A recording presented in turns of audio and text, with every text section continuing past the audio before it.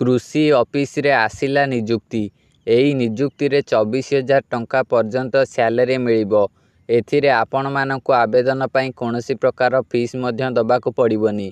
यह विषय रे पूरा डिटेल्स रे एबे चालंतु जानिबा ए जो कृषि ऑफिस रे निजुक्ति टी आसीची नुआ रेजुमेंट यह विषय रे एबे डिटेल्स रे जानिबा कौन यार क्वालिफिकेशन रहिबो एथिरे कौन कौन सबू डॉक्यूमेंट दबाकु पड़िबो यह विषय रे पूरा डिटेल्स रे एबे जानिबा।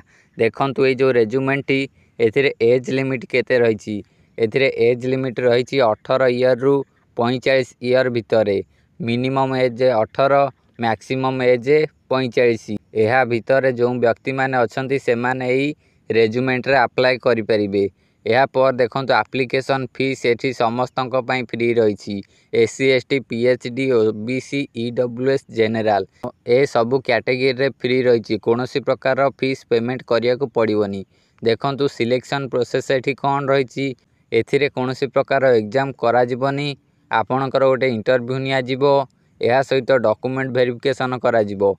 डॉक्यूमेंट वेरिफिकेशन पर सिलेक्शन नोटिस बाहरिबो। यह पर देखंतु डॉक्यूमेंट रिक्वायर्ड कौन कौन सब डॉक्यूमेंट एथिरे दरकार पड़िबो। देखंतु all educational certificate and marksheet और 10th certificate +3 certificate experience certificate caste certificate 1 ID card proof भाବରେ आपण Aadhaar card voter card PAN card यही तीनोटी को व्यवहार करि परिबे। आपणक पाखर निश्चय आधार कार्ड थिबो आपण सेही आधार कार्ड को व्यवहार करनेबे। यह सहित पीडब्ल्यूडी सर्टिफिकेट और फोटो आपणकर एक फोटो मध्य दरकार पड़िबो। यह पर देखंतु क्वालिफिकेशन 4टी पोस्ट रहिची ए 4टी पोस्ट रे अलग अलग क्वालिफिकेशन रहिची। देखंतु जोटा एसआर एग्जीक्यूटिव लिखिची सेथिरे graduate in any field working knowledge of computer आपण जे कोनोसी फील्ड रे ग्रेजुएट होई थांतु ना काहे कि आपणकर कंप्यूटर ऊपर नॉलेज रहिथिबो जदी तेबे आपण एई एसआर एग्जीक्यूटिव पोस्ट रे अप्लाई करि परिबे।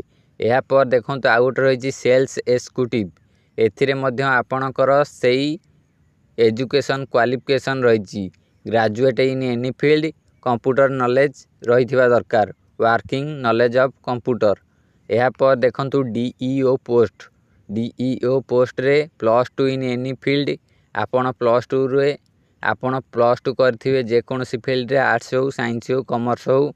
यह सहित वर्किंग नॉलेज ऑफ कंप्यूटर आपणकर कंप्यूटर रे काम करिवार नॉलेज रहिथिबा दरकार।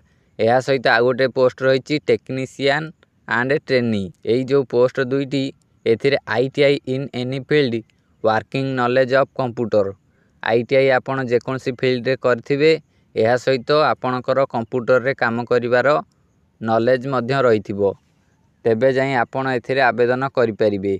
यह सहित देखंतु इंपोर्टेंट डेट माने अप्लाई डेट और लास्ट डेट इंटरव्यू डेट दिया जाइची। स्टार्टिंग डेट ऑलरेडी स्टार्ट होई सारलानी यह शेष हबो लास्ट डेट 15 जुलाई आगामी जो 15 जुलाई आसुची 15 जुलाई 2024 तेबे एहार लास्ट डेट रहिची और इंटरव्यू डेट मध्य से 15 जुलाई रे रहिची जो दिन एहार लास्ट डेट से दिन इंटरव्यू डेट टी मध्य रखा जाइची। यह सहित डॉक्यूमेंट रिक्वायर्ड तो आपण मानकु कहि देइची तथापि आउ थरे कहि दउची आपण माने देखि रखंतु document all educational certificate marksheet 10th certificate +3 certificate experience certificate caste certificate ID proof PWD certificate photo ID proof भाବରେ आधार कार्ड को व्यवहार करि परिबे वोटर कार्ड को मध्यम व्यवहार करि परिबे पान कार्ड को मध्यम व्यवहार करि परिबे। जदि आपण एई पोस्ट रे आवेदन किपरि करिवे जानिबा को चाहुचंती तेबे आपण कमेंट करंतु मु आपनकु जणैबी एई पोस्ट रे किपरि आपण आवेदन करि परिबे। मु एई वीडियो रे आपनकु एबे कहूनी जदि आपण जानिबा को चाहुचंती तेबे कमेंट करंतु नेक्स्ट वीडियो रे आपनकु मु कहबी एई पोस्ट रे आपण किपरि आवेदन करिवे।